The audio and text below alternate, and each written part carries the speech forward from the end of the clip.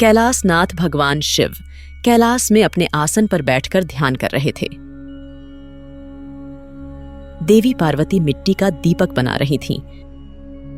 दूसरी ओर विनायक और कार्तिक एक दूसरे के साथ खेल रहे थे। भाई कार्तिके, हमारे खाने का समय हो गया है। चलो माँ के पास चलते हैं और देखते हैं कि उन्होंने हमारे लिए क्या बनाया है। हाँ भैया, मुझे भी बहुत भूख लगी है। चलिए चल के देखते हैं।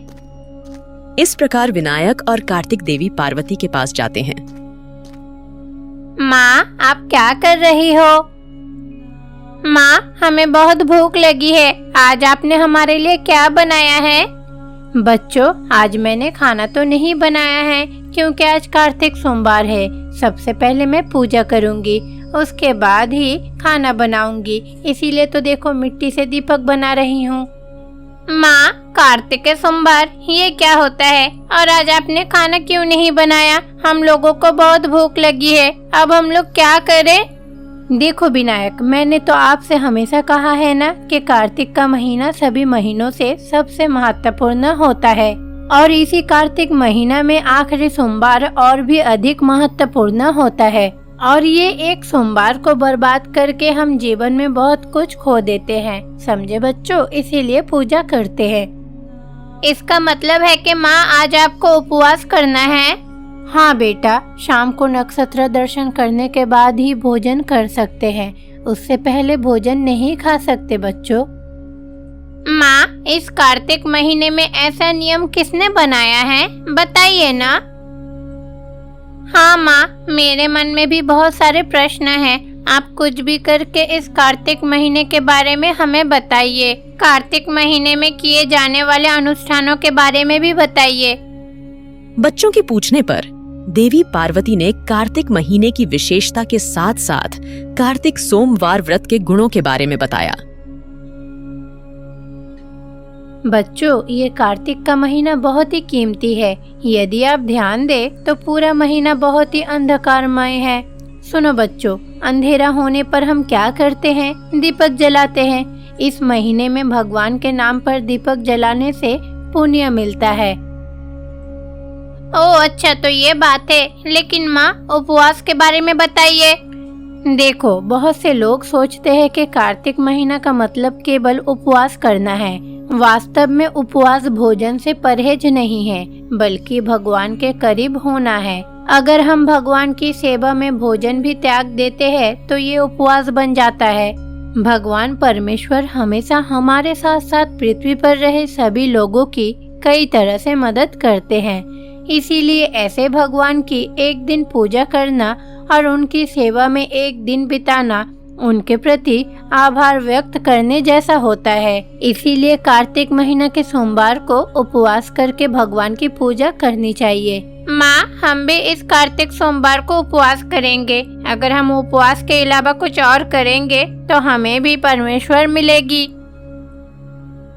पुत्रों, सबसे पहले आप दोनों को तिरानस नदी में स्नान करना चाहिए। फिर भगवान शिव की पूजा करनी होगी। भोजन से दूर रहना चाहिए और पूरे दिन शिव ध्यान करके भगवान के करीब रहना चाहिए। फिर शाम को अंधेरे को दूर करने के लिए दीपक जलाना चाहिए। तुम सब कर पाओगे ना? हाँ माँ, दीपक के लिए ये महीना इतना खास क्यों है माँ? पुत्रों, भोजन के रूप में हम अंधेरे में दीपक जलाते हैं। अंधेरे में भी अज्ञान अंधकार की तरह छिपा होता है।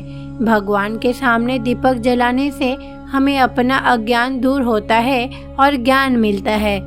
इस महीने में अधिक दीपक जलाने से भगवान शिव अज्ञानता को दूर करते हैं और इसी तरह हमारे अंदर जो अज्ञान संचित होता है उसे दूर करके ज्ञान प्रदान करते हैं। ठीक है माँ, आज हम भी दिए जलाएंगे। दीपक जलाने के बाद क्या करना है बताइए। सभी को दीपक जलाना चाहिए और शिव स्रोत का जाप करना चाहिए। उसके बाद सभी को कार्तिक महीने की व्रत कथा सुननी चाहिए। उसके बाद ही हम समझेंगे कि कार्तिक सोमवार के बारे में क्या खास है। व्रत की कथा क्या है? ये व्रत कथा के बारे में मैं जानना चाहता हूँ माँ। मैं तो इन्हीं लोगों के लिए सोमवार व्रत का अभ्यास कर रही हूँ। आज शाम को पूजा होते ही मैं तुम्हें व्रत की कथा सुनाऊंगी। और पुत्रों, तुम दोनों भी आज मेरे साथ व्रत करना, तब तुम दोनों सब कुछ सीख जाओगे। इसलिए कैलाश में देवी पार्वती, गणेश और कार्तिक बहुत ही भक्ति और श्रद्धा पूर्वक सोमवार व्रत का पालन कर रहे हैं। सोमवार की व्रत में सभी लीन हो जाते हैं। इसलिए कैलाश में देवी पार्वती, गणेश और कार्तिक बहुत ही भक्ति और श्रद्धा पूर्वक सोमवार व्रत का पालन कर रहे हैं। सोमवार की व्रत में सभी लीन हो जाते हैं। पार्वती, क्या आपने भी आज व्रत रखी है? मैं आपकी पूजा से बहुत ही प्रसन्न हूँ। बच्चों, आप दोनों ने भी बहुत अच्छे से पूजा किया, मैं बहुत ही खुश हूँ। माँ, पूजा तो किसी भी तरह से पूरी हो गई है। आज हमने भी व्रत रखा है। आप बताओ, उस व्रत की कथा क्या है? स्वामी, आज हम सभी आपके मुंह से व्रत की कथा सुनना चाहते हैं। आज आप हम सभी को व्रत के बारे में बताइएगा। जैसे ही पार्वती पूछती हैं, शिवैया व्रत की कहानी सुनाना शुरू कर देती हैं। स्कंद पुराण में इस व्रत के बारे में अच्छे से बताया गया है। एक समय की बात है, एक गांव में एक ब्राह्मण रहता था। उस ब्राह्मण की एक खूबसूरत बेटी थी। गांव में हर कोई सदाई उसकी बेटी की प्रशंसा करती थी। उस ब्राह्मण की बेटी की नाम थी निस्तुरी। निस्तुरी के अंदर कई प्रकार के दुर्गुण थे। वो पूजा करना नहीं बल्कि व्रत रखना पसंद करती थी। वो अपनी जवानी में अपने दोस्तों के साथ घूम फिरकर समय बिताती थी। एक दिन वो ब्राह्मण अपनी बेटी निस्तुरी का विवाह एक अच्छे योग्य वर से कर देती है। उस युवक का नाम था विष्णु शर्मा। विवाह के बाद भी निस्तुरी के अंदर कोई भी बदलाव नहीं आई। विष्णु शर्मा बहुत ही अच्छे युवक थे। वो अपनी स्त्री निस्तुरी का गलती का परवाह नहीं करते थे।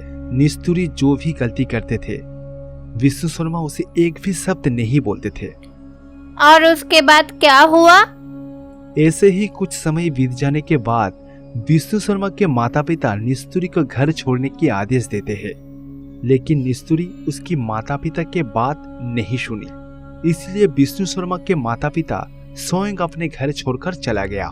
कुछ देर बाद विष्णु शर्मा और निस्तुरी झगड़ने लगते हैं।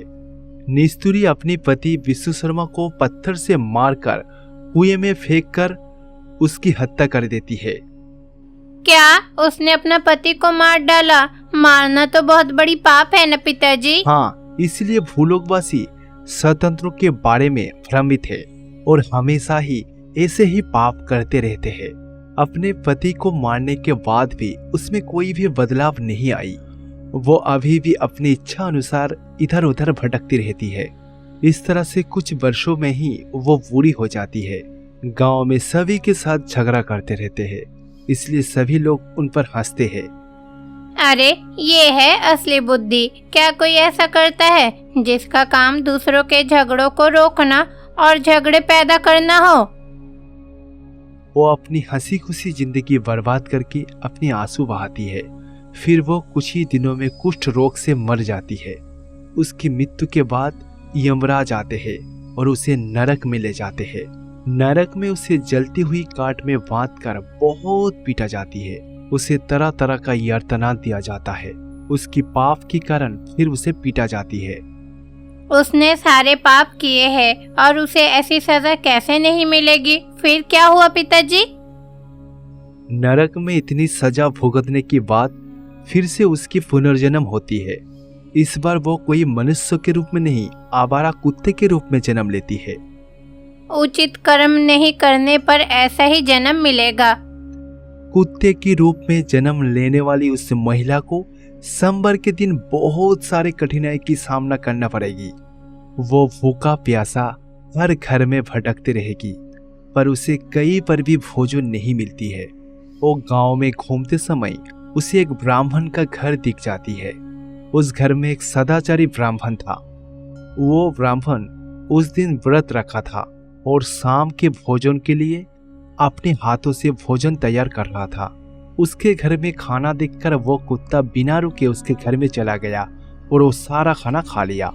सोमवार में व्रत रखने वाला उस ब्राह्मण के घर में भोजन करने से वो कुत्ता अचानक बोलने लगता है। वो कुत्ता पिछले जन्मों का यादें और अपनी पापों के बारे में उस ब्राह्मण को बताने लगती है। उसकी कहानी सुनकर ब्राह्मण को बहुत ही दुख होती है।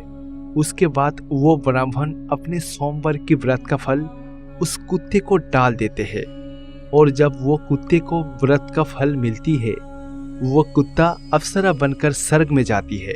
आप खुद सोचिए, कोई भी स्त्री सारे जिंदगी पाप करके एक सोमवार व्रत करके स्वर्ग में जा सकती है, तो अगर कोई स्त्री हमेशा सोमवार की व्रत करती है तो उसे कितनी फल मिलेगा। ये बहुत ही शक्तिशाली व्रत है बच्चों। ये सच है पिताजी, इस व्रत को करने से आपको बहुत पुण्य मिलेगा। तो इसलिए जो कोई भी कार्तिक सोमवार की व्रत भक्ति पूर्वक से करती है उसे दुनिया की सारे पापों से मुक्ति मिल जाती है और भगवान शिव की बहुत ही प्रिय हो जाती है। जैसा कि तुमने व्रत की कथा सुनी है, अब जब पूजा पूरी हो गई है, तुमने सुबह से उपवास किया है, तो बच्चों चलो हम नक्षत्र दर्शन करें और भोजन करते हैं। इस तरह देवी पार्वती, विनायक और कार्तिकेय नक्षत्र में जाकर भोजन करेंगे। इस तरह उन सभी का वह दिन आराम से बीतेगा। अंजुनपुरा गांव के पास एक बड़ा जंगल था। जंगलों में जंगली जानवर के साथ साथ भूत प्रेत चुड़ैल का भी निवास था। जंगल में एक बड़ी गुफा थी। उस गुफा में एक चुड़ैल आराम से विश्राम करती थी।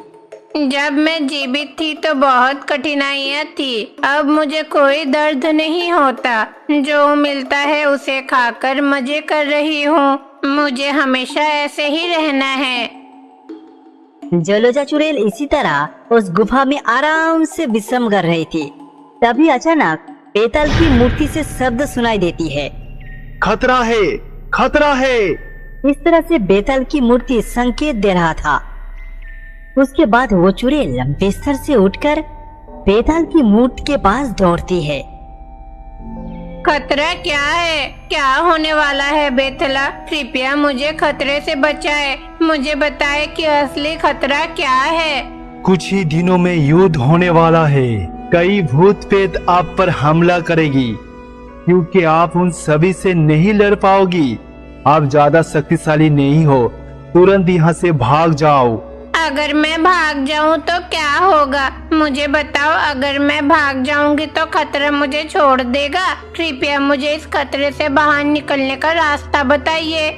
आपको और ज्यादा ऊर्जा इकट्ठा करना पड़ेगी।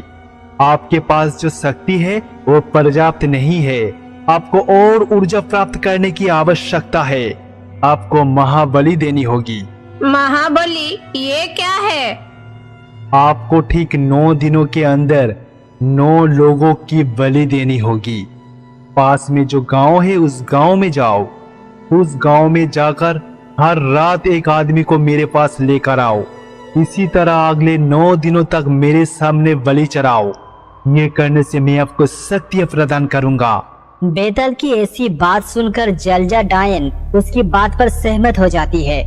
फिर वो गांव की ओर जाने लगती है। आधी रात होने का कारण गांव का सभी लोग गहरी नींद में सो रहा था। फिर जलजा डायन पैर में घुंघरू डालकर पूरे गांव की ओर घूम रही थी। उसकी घुंघरू का आवाज सुनकर रंगैया नाम का एक आदमी का नींद खुल जाता है। अरे ये ध्वनि तो बहुत ही अजीब है। ये ध्वनि तो मैंने कभी नहीं सुना। ये कहाँ से आ रहा है? रंगैया बिस्तर से उठकर दरवाजा खोलते हुए इधर उधर देखता है पर वहाँ कोई नहीं था। शायद मेरा भ्रम है। घर पर मेरा पत्नी भी तो नहीं है। उसे आने में लगभग 10 दिन लगेंगे। मैंने ये सोचकर बाहर आया शायद मेरा पत्नी आ गया है। चलो मैं फिर से सो जाता हूँ। ये कहकर रंगैया घर के अंदर चला जाता है। वो घर के अंदर गया तो देखा कि जलजा बिस्तर पर बैठी है। जलजा डायन को देखकर रंगैया बहुत ही डर जाता है। वो चिल्लाते हुए बाहर भागता है। वो बहुत ही तेजी के साथ अपनी जान बचाकर भागने की कोशिश करता है और एक कुएं के सामने आकर खड़ी हो जाती है। अरे वो डायन कौन है? मेरे घर में क्या कर रही है? ये बात हमारे गांव की जमींदार बाबू को बताना होगा। मुझे प्यास लगा है, मैं पानी पी लेता हूँ। ये सोचकर रंगैया कुएं का पानी पीने के लिए कुएं के अंदर झांक कर देखता है। तभी उसे वो चुड़ैल कुएं में नजर आती है। रंगैया ये देखकर वहां से भागने की कोशिश करता है। वो चुड़ैल भी रंगैया का पीछा करती है। उसके बाद वो चुड़ैल उसकी गला पकड़ लेती है। रंगैया उसके हाथ से बांचने की कोशिश करता है। फिर अचानक रंगैया बेबस हो जाता है। ये लोग ऐसा क्यों सोचते हैं कि ये लोग समस्या से भागने से खत्म हो जाएगा सब कुछ, लेकिन समस्या तो पीछा नहीं छोड़ता है। इन लोग के दिमाग में बुद्धि नहीं है। इतना कहकर जलजा डायन उसकी गला पकड़कर जंगल की ओर जाने लगती है। हवा में उड़ते उड़ते उसे उस जंगल की गुफा में ले जाते हैं। हे बेताला, मैं तुम्हारे कहे अनुसार एक आदमी लाया हूँ। अब मैं उसकी बलि देने जा रही हूँ। इतना कहकर वो चुड़ैल एक बड़ा सा तलवार लेकर उसकी बलि चढ़ा देती है। देखो, मैं इससे संतुष्ट हूँ। मैं और भी भूखा हूँ। मैं और भी 8 मनुष्यों का बलि चाहता हूँ। मैं तुम्हारी हर इच्छा पूरी करने के लिए तैयार हूँ। जलजा डायन इस तरह से बेताल से कहते हैं। अंजनापुरम में कंकैया नाम का एक व्यक्ति था। वो हनुमान भगवान का बहुत बड़े भक्त थे।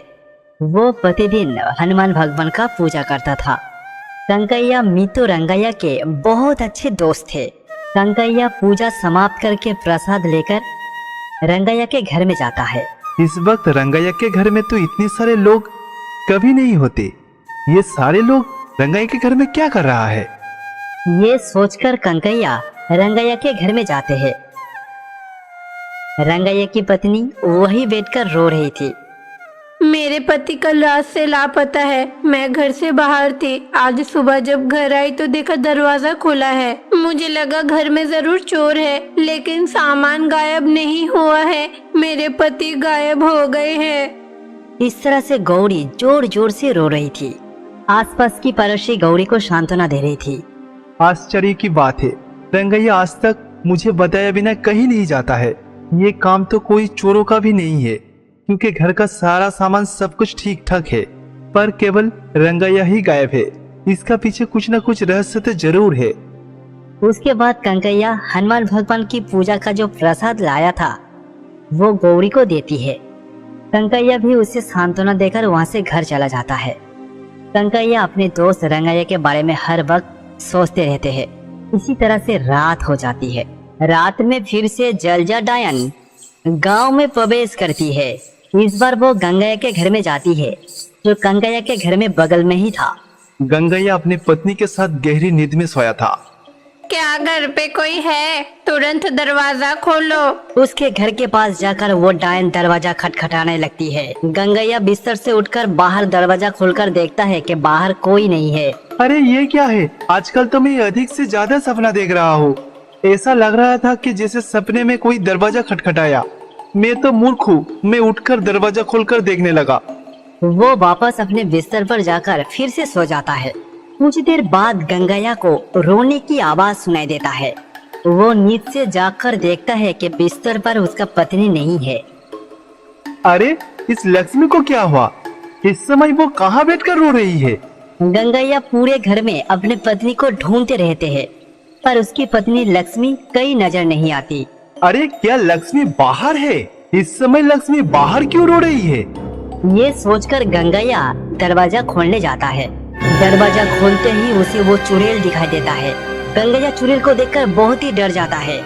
जलजा डायन गंगैया की पत्नी लक्ष्मी को खींच कर ले जा रही थी। उसका पत्नी जोर जोर से बचाओ बचाओ बोले चिल्ला रही थी। गंगैया अचानक ये सब देखकर बेहोश हो जाती है। उधर जलजा डायन लक्ष्मी को खींचकर गुफा तक ले जाती है, फिर उसकी बलि चढ़ा देती है। हे बेतला, जैसे तुमने कहा था मैंने बलिदान दिया। दूसरा दिन खत्म हो गया। केवल 7 दिन बचे हैं। मैं बहुत ही खुश हूँ। आप अगले 7 दिनों के अंदर बहुत ही शक्तिशाली बन जाओगी। आपने जो काम शुरू किया था उसे सावधानी पूर्वक समाप्त करे। बेताल जलजा डायन को कहती है। अगले दिन कंकैया उठता है और अपने घर से बाहर जाता है। उसने देखा कि उसके घर के पास में गंगैया बेहोश पड़ा है। वो तुरंत गंगैया के पास जाते हैं। अरे गंगैया, ओ गंगैया, आप बाहर क्यों सो रही हो? आपके घर के दरवाजा क्यों खुला हुआ है? और हाँ, आपके पत्नी कहाँ है? गंगैया की बात सुनकर गंगैया रोते हुए उठता है और अरे भाई, मैं आपको क्या बताऊं? रात में एक भयंकर चुड़ैल मेरे पत्नी को जंगल की ओर ले गई। ये सब देखकर मैं बेहोश हो गया। कुछ ही क्षणों में गांव के सभी लोग गंगैया के पास आ जाते हैं। गंगैया गांव की सभी लोगों को बताया कि क्या हुआ। उसका बात सुनकर गांव के सभी लोग बहुत ही डर रहा था। अरे आप लोग डरो मत, इस बूढ़ी आत्मा से लड़ने की शक्ति सिर्फ हनुमान भगवान में है। आज रात आप सभी लोग बाहर मत निकलो, चाहे कुछ भी हो जाए। गंगैया गांव में ये बात कहकर सभी को सूचित करता है। सभी गांव वालों अपने अपने घर में चले जाते हैं और दरवाजा बंद कर लेता है, लेकिन गंगैया अपनी घर की दरवाजा खुली छोड़ देती है। इसी बीच रात में जलजा डायन गांव में फिर से प्रवेश करती है। हर घर में जाकर वो दरवाजा खटखटाते हैं पर कोई भी दरवाजा नहीं खोलती है। उसके बाद वो देखती है कि गंगैया के घर की दरवाजा खुली हुई है। अरे ये घर का तो दरवाजा खुला है, ये एक अच्छा समय है। ये कहकर जलजा डायन गंगैया के घर के अंदर चली जाती है। गंगैया अपने घर में बेहोश होने की नाटक करती है। जलजा डायन ये देखकर बहुत ही खुश होती है।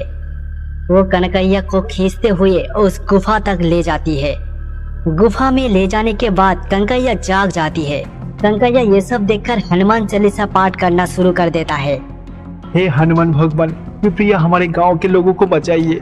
जय श्री राम, जय हनुमान, कृपया हमें बचाइए, इस राक्षसी के हाथ से मुझे बचाइए।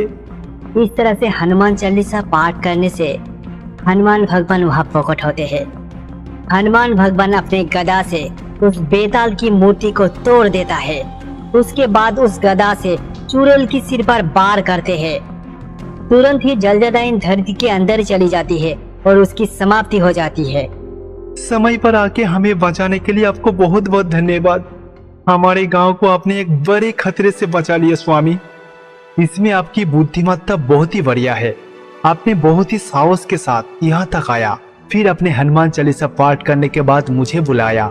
मैं आपका ही प्रतीक्षा कर रहा था। आपकी बुद्धिमत्ता की तारीफ होना चाहिए।